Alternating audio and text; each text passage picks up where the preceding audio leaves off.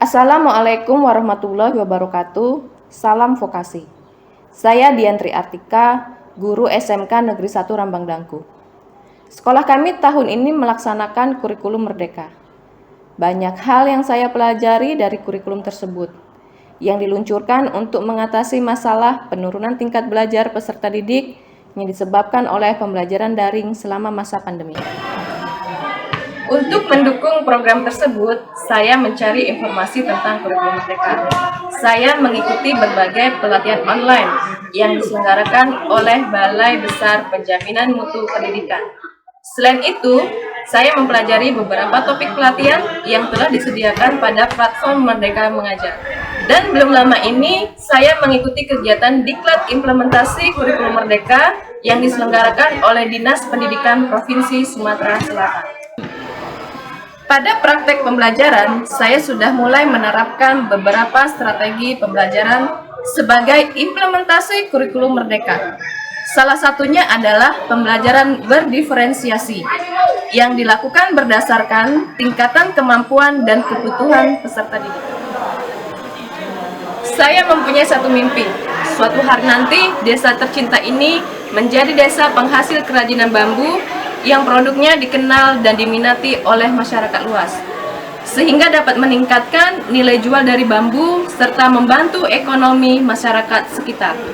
Untuk mewujudkan mimpi itu, saya memulainya dari lingkungan sekolah, melatih peserta didik agar memiliki keterampilan dalam membuat produk kerajinan bambu dengan harapan nantinya akan ada bibit-bibit seniman dari beberapa peserta didik yang memang memiliki passion di bidang ini.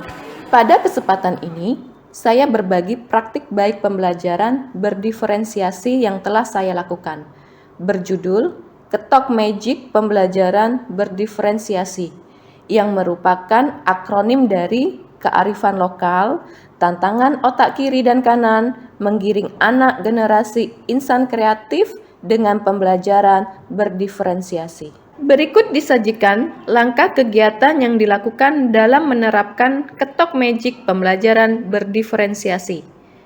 Yang pertama adalah kearifan lokal. Pada kegiatan ini, sesuai dengan mata pelajaran yang saya ampu, yaitu produk kreatif dan kewirausahaan, saya mengajak peserta didik untuk mengkreasi suatu produk yang bernilai jual.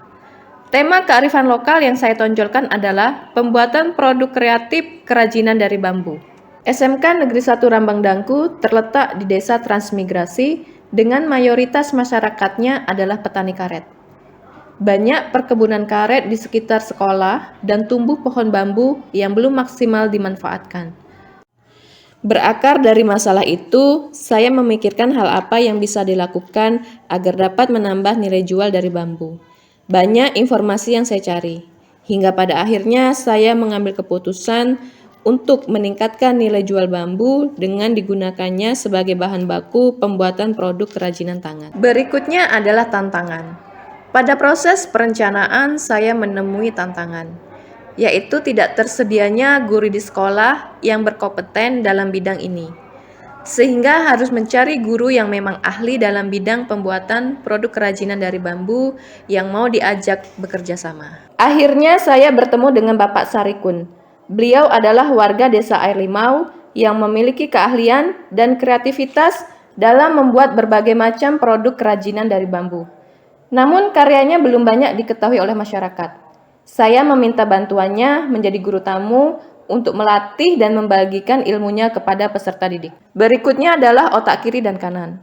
Dalam melakukan aktivitas sehari-hari, manusia menggunakan otak kiri dan kanan.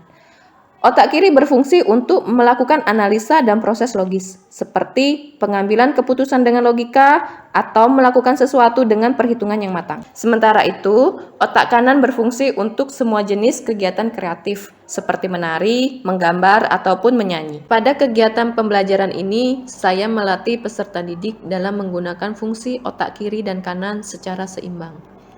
Misalnya, otak kiri digunakan saat mengambil keputusan tentang produk apa yang akan mereka pilih, dan otak kanan untuk berkreativitas pada saat proses pembuatan produk kerajinan bambu. Yang terakhir yaitu menggiring anak generasi insan kreatif.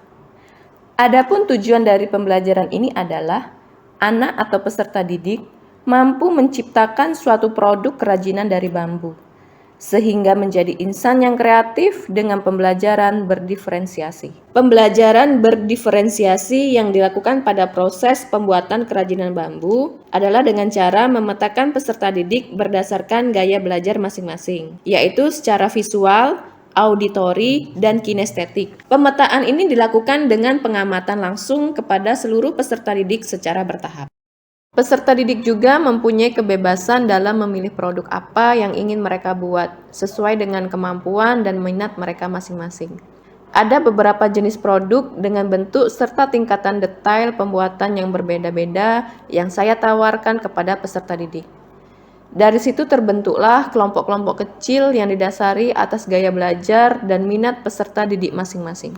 Selanjutnya, saya mengajak semua peserta didik untuk belajar di tempat terbuka dan santai, yaitu di sebuah kafe yang terletak di dekat sekolah. Hal ini saya lakukan supaya mereka merasa lebih nyaman dan rileks, sehingga akan tercipta suasana pembelajaran yang menyenangkan dengan harapan supaya mereka menjadi lebih siap untuk menerima dan melakukan kegiatan pembelajaran ini.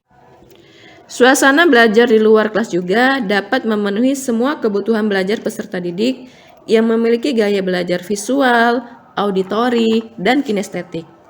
Mereka bisa melihat dan mendengarkan secara langsung cara pembuatan produk kerajinan yang dicontohkan oleh guru tamu, serta mereka bisa bergerak dengan bebas di area terbuka ini. Saat proses pembuatan produk kerajinan bambu berlangsung, peserta didik bekerja sesuai dengan kelompoknya masing-masing, dan mereka mendapatkan pengarahan serta dibimbing langsung oleh ahlinya. Seharian mereka berkreasi dalam membuat produk kerajinan dari bambu tanpa ditentukan waktu penyelesaiannya. Mereka menyelesaikan produk tersebut sesuai dengan kemampuan yang dimiliki.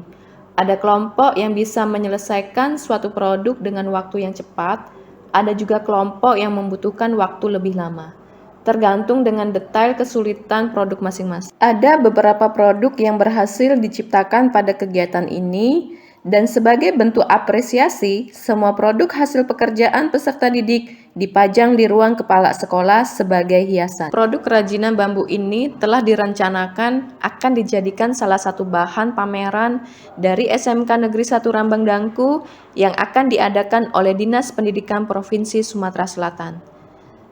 Kemudian produk-produk ini siap untuk dipasarkan secara online, sehingga manfaatnya akan dirasakan oleh banyak pihak.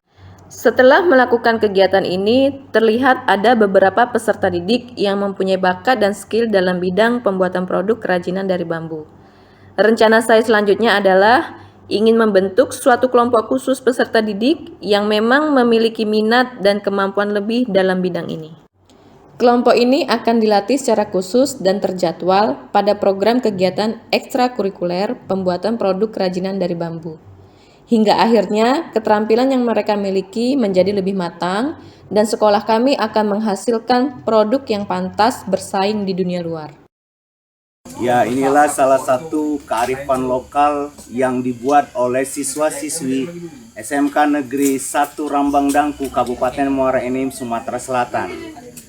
Merupakan kegiatan dari mata diklat kewirausahaan yang dilakukan oleh Ibu Diantri Artika dengan pembelajaran yang sangat menyenangkan, serta siswa diminta untuk membuat produk sesuai dengan versi mereka, sesuai dengan keinginan mereka. Artinya mereka sudah menggunakan pembelajaran yang berbasis perbedaan masing-masing individu dan level kemampuan mereka, sehingga kualitas pembelajaran terus menyenangkan dan menjadikan produk kearifan lokal dari bambu bisa bernilai jual yang tinggi.